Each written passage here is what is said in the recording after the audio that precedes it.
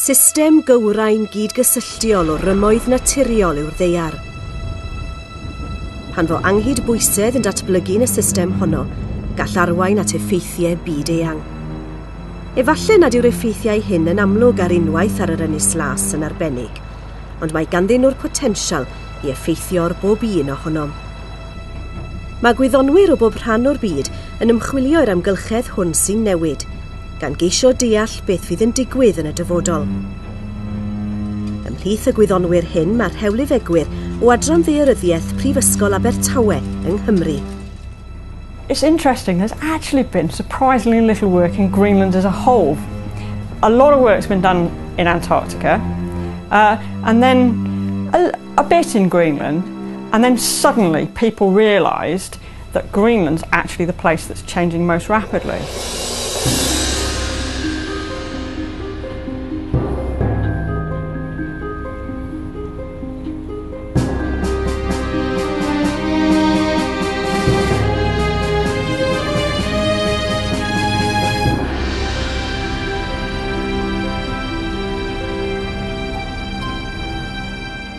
Yn ystod misoedd yr haf, mae rhewlifegwyr o Adran Ddaearyddiaeth Prifysgol Abertawe yng Nghymru, dan nawdd ymddiriedolaeth Liverhume, yn gallu manteisio'r ar ymodau mwy ffafriol i wneud gwaith maes manwl.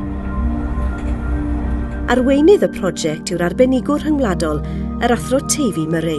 Our project's called Glimpse, and we're trying to understand the overall stability of the Greenland ice sheet. So what we really want to know is how much water Greenland's going to contribute to sea level in the future. Yn ystod y 20 diwethaf, mae gwyddonwyr o bob rhan o'r byd wedi bod yn monitro llen iâr ynys las. Maent wedi gweld fod y llen iâ yn teneuo ac yn colli mas ar raddfa mae'n ymddangos na welwyd mwy thebyg o'r blaen. Yn syml, mae tymereddau uwch y degawdau diwethaf yn achosi'r llen iâ grebachu yn gynt nag am ei eira'r gaeaf yn ei adnewyddu. What happens is snow falls in the centre of Greenland and it's transported slowly outwards to the edges. Part of it melts and runs off. Other parts are discharged through tidewater glaciers as icebergs. And in Greenland it's about half and half. So about half of the snowfall that lands on Greenland runs off as water and about half comes out as icebergs. That proportion's been changing over recent time, and much more of the snow has been actually discharged as icebergs. That seems to be one of the keys. If we can understand the rates of discharge through the glaciers of Greenland, then we can actually understand the sea level rise which is coming from Greenland. Nod y teithiau hyn oedd canolbwyntio ar y ddau rewlif mwyaf yn ne-ddwyrain yr ynys las. Rhewlif Helheim yn rhan ucha Fjord Symilic a'r rhewlif Kangerlussuaq sydd ymhellach i'r gogledd. Mae'r rhewlifau hyn yn llifo i'r môr drwy ffiordydd enfawr ac maent yn arbennig o bwysig am fod eu symudiadau wedi cyflymu'n ddramatig yn y degawd diwethaf. Wedi wahanu o'r prif len iâ, mae'r rhewlif Mitificat yn gorchuddio ardal sy'n 31 km sgwâr, ac o'i gymharu â'r rhewlifau eraill ar yr ynys las yn fach. Mae'n enghraifft weladwy iawn o rewlif yn cilio ar raddfa gyflym. Mitificat was the first real glacier we'd come across. I mean, we'd seen them in the distance, but we actually managed to get up and walk onto Mitificat. I was totally blown away by how much Mitificat was changing. Even day to day, you could see the water physically running off the glacier. The ice was just melting in front of your eyes, and there are huge water channels that run all the way down the glacier. Some of these had formed 3 new waterfalls, which had formed over just a couple of weeks as the ice had melted back and exposed them. And that really showed just how quickly this glacier was changing. And on the warmest days, the glacier was losing up to 10 centimetres in thickness all over the glacier, and that was just running off over the waterfalls and into the sea. Mai dim ond un rhewlif bach yw Mitificat, gwelir patrwm tebyg o doddi a chilio yn digwydd mewn rhewlifau bach ar hyd a lled y rhan fwyaf o'r ynys las. Yn fwy pwysig, mae llen iâ anferth yr ynys las yn cilio ac yn teneuo bron ym Hobman, yn rhannol o ganlyniad i doddi cynyddol ac yn rhannol oherwydd bod mwy o fynyddoedd iâ yn hollti. Yn achlysurol, daw popeth at ei gilydd a chant gyfle i fwynhau golygfeydd trawiadol. Roedd Tim James a'i gamerau yn dal I aros uwchben pen hollt rhewlif Helheim, ac yn y man iawn ar yr amser iawn. Calving is basically when a piece of ice falls off the front of a glacier that terminates either in a lake or in the sea. A calving event can be really just a small piece of ice, or it can be the piece of ice the size of a house, or in the case of the calving event that we witnessed this summer, it was 4 kilometers wide, 800 meters high, and about 300 meters deep, and it's more like the size of a small city.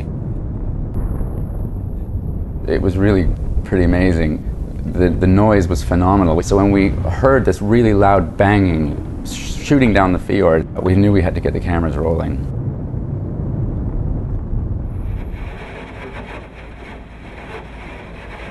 Wrth i'r daith arbennig hon ddod I ben, cafodd aelodau'r tîm I hatgoffau bod nhw mewn rhan o'r byd sy'n gartref I dywydd eithafol o bob math. On our very last day that we were trying to work, the wind got really quite strong and it got quite stormy. And the captain of our boat, Siggy, he's never said stop working before. He's always done exactly what we want to do. We were trying to take measurements over the back and he started looking a bit concerned and sort of walking around the boat quite fast, and eventually we had to give up. We had an iceberg that looked really small, and as it raised in the wave, it would just rear up and this huge iceberg would appear. And it really was quite interesting, shall we say. It was really windy, it was blowing the icebergs all around the place, and we were getting blown around in the boat as well, so there was a lot of movement. And I got up on deck with the camera, and it was really quite incredible, but also scary.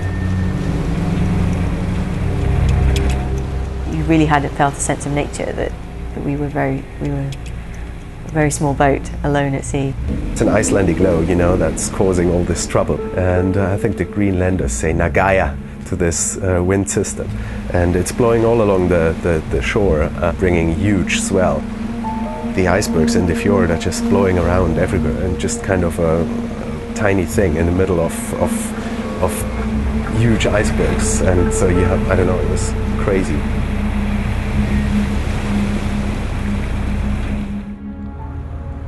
I think those field seasons were really successful. We collected basically all the data that we were aiming to collect. We collected good samples for dating. We've got really exciting carving results from the land party. So I think all aspects of the field season overall were really successful. Mae'r olwg fach hon ar yr Ynys Las yn dangos I ni amgylchedd bregus sy'n profi newidiadau cyflym. Mae'r rhewlifau bach bron a chrebachu'n llwyr, ac mae llen iâ anferth yr Ynys Las yn colli biliynau o dinelli o iâ bob blwyddyn. Mae iâ yr Ynys Las wir yn diflannu. Rydym eisoes wedi dysgu llawer, ond mae'n holl bwysig bod gwyddonwyr yn parhau I ddatgelu cyfrinachau'r iâ. Efallai fod yr Ynys Las yn cael ei hystyried yn lle anghysbell, ond mae'r newidiadau sy'n digwydd yma yn cael effaith ar bob un ohonom yn barod.